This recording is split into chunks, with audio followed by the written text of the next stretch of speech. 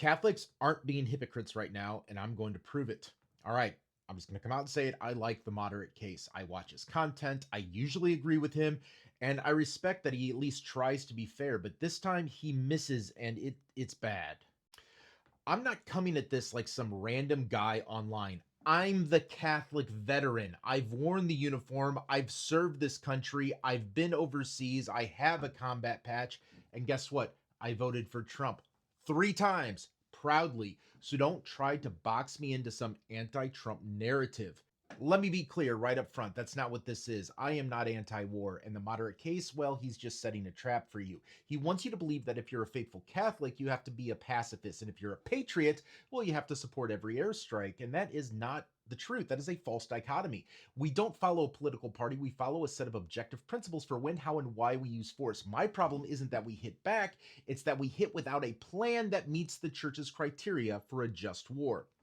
I'm serious. I don't believe all war is evil. There are just wars. There are necessary wars. And sometimes force is the right answer. But here's the problem. This wasn't done right. To the great proud people of Iran, I say tonight that the hour of your freedom is at hand. When we are finished, take over your government. It will be yours to take. This will be probably your only chance for generations. That right there, that was strategy. Rise up, take your country back. We're not here to occupy. And that sounds great in theory, but in reality, that's a gamble with no backup plan. Because what happened? The Iranian people didn't rise up and we had no plan B. So what did we actually do? We hit infrastructure, we destabilized the region, and we caused chaos. And then we stepped back and basically said, well, good luck. In the Catholic Church, we don't just hope that a war works out. In the Catechism, paragraph 2309, it's the manual here. It lays out 4 strict criteria, and one of them is non-negotiable. All other conditions for a just war being met, there must be a serious prospect of success. You see, hope is not a strategic prospect. If your entire plan relies on a spontaneous civilian uprising that never happens, you haven't met the prospect of success requirement. You aren't conducting a just war. You're conducting a high-stakes experiment with human lives, and that's where the strategy failed the theology. Right intention, last resort, proportionality, and yes, a real chance of success. I'm a simple guy when it comes to this. Either commit to it or don't. If you're going to engage in a conflict like this, then you have to finish it. If the goal is regime change, then you need a real plan for stabilization and rebuilding. Boots on the ground, stabilization, rebuilding order. You don't just break a country and walk away. Because what do we have now? A weakened state, a power vacuum, more instability than before. The Strait of Hormuz tensions, potential blockades, oil prices going crazy. Tell me honestly, what did we accomplish? Because from where I'm standing, things are worse. And this is exactly why people, including Catholics, are pushing back. Not because they're suddenly pacifists, not because they're blindly following the Pope, but because they're looking at this and going, man, this was handled poorly. So let's talk about what really set people off. Because for me, it really wasn't even the statement that he made about the Pope. It was this image right here. And this is where I draw the line. I don't care if it's a joke. I don't care if it's trolling. You don't put yourself in the position of Christ. You just don't. Christ is not a meme. Christ is not a political prop. This was wrong straight up. Now, as far as the Pope goes, yeah, I'm going to say it. The Pope is right here. Not infallibly, but morally, he's right. So many people are upset, particularly Catholics, because Donald Trump released a not-so-nice statement about the Pope, and then he released some image that appeared to depict him as Jesus. Now, the picture about Jesus is entirely wrong. He needs to delete it. It's wrong. But many Catholics were upset before Trump even released this photo, and what makes me laugh about this whole thing is watching some people suddenly act like Catholics in America have always taken this perfectly consistent Pope-centered anti-war position in politics. You really think that?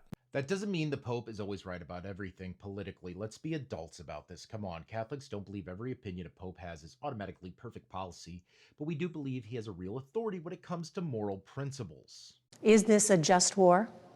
No. Under Catholic teaching, this is not a just war. Catholic faith teaches us there are certain prerequisites for a just war. You can't go for a variety of different aims. You have to have a focus aim, which is to restore justice and restore peace. That's it. When the church leaders are saying this doesn't meet the standard for a just war, that matters. That's not random politics, that's moral reasoning. And in this situation, he's calling out something that a lot of people, including me, are seeing. This was handled poorly. People died. The region is less stable, and there was no real plan for what came after. No defined aim, no plan for what comes after disproportionate civilian risk. It doesn't clear the bar. And this is where the moderate case gets it wrong, because he turns around and says this.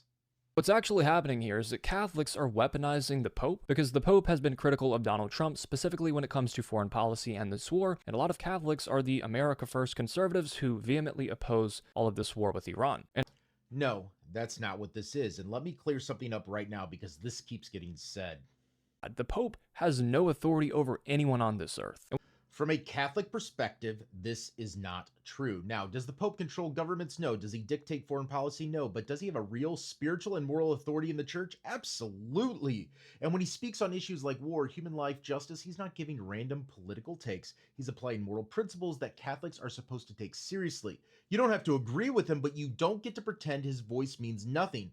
So let's deal with the big one. I see Catholics as my brothers and sisters in Christ. I'm calling out your hypocrisy and your selective outrage.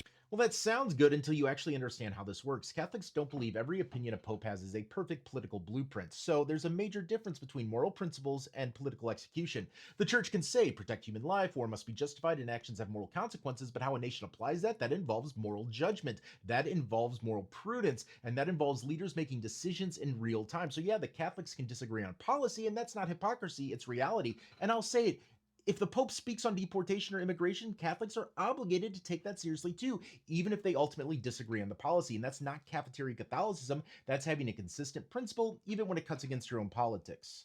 And what makes me laugh about this whole thing is watching some people suddenly act like Catholics in America have always taken this perfectly consistent Pope-centered anti-war position in politics. You really think that? Because the polling doesn't show that. Right after 9/11, Pew found that 83% of Americans said that war is sometimes morally justified. And when you break it down by religion, 80% of white Protestants and 80% of white Catholics said war was often or sometimes morally justified as well. And this idea that, well, Catholics supported war before, so this is fake. Now, let's be honest. Yeah, a lot of Catholics supported Iraq. I was there. A lot of Catholics have disagreed with the Pope at different times, and this is not new. But it doesn't prove the church teaching is fake. It proves that people don't always live up to it, and that's a difference. Pointing out that Catholics don't always follow their own teaching doesn't disprove the teaching. It proves that we need it.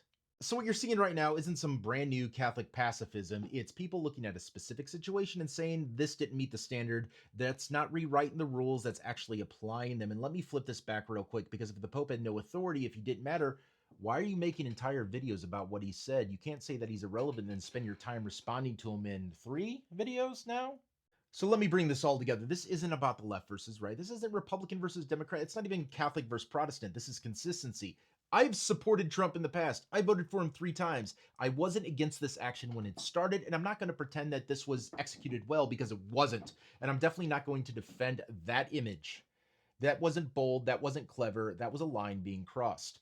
And when the Pope calls something out that's clearly wrong, we don't ignore it because it's inconvenient. And this idea that Catholics are being hypocritical right now, no. What you're seeing is something a lot simpler. People saying, I supported this, but this part, this isn't right. That's not hypocrisy. That's actually what consistency looks like. Because real consistency isn't blind loyalty to a politician, and it's not blind obedience without thinking. It's having a standard and actually sticking to it, even when it costs you something, even when it means disagreeing with someone you've supported. So yeah, call out the image, critique the policy, but don't pretend this is Catholics weaponizing the Pope, because that's not it. This is about truth and about accountability, and that is what matters, not about letting politics replace what actually matters in the world. Look, I get the tension. I feel it too. As a veteran, my gut instinct is I want to see our enemies neutralized. I want to see strength. But as a Catholic, I have a higher set of orders, and I have to subordinate my political instincts to the moral law.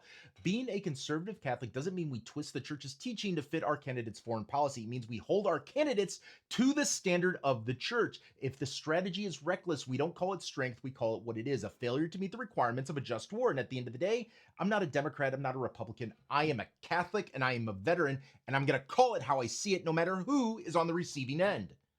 Thank you for watching, and God bless.